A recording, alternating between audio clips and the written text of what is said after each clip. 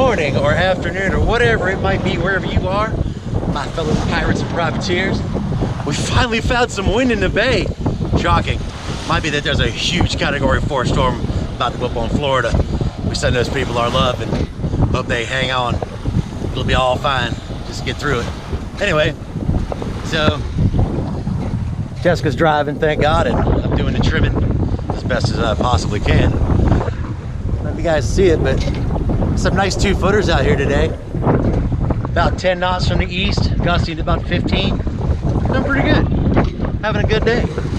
Lots of sailboats too, man, they're everywhere. The marina was like on fire this morning. People were buzzing around. Everybody was like, man, we finally got some wind, let's go sail.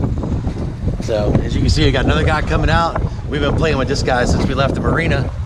These folks over here behind us too. There's a bunch in this other marina back, but they haven't come out yet. But, yeah, just figured we'd say a quick good morning and keep you guys posted as we keep cruising. See ya.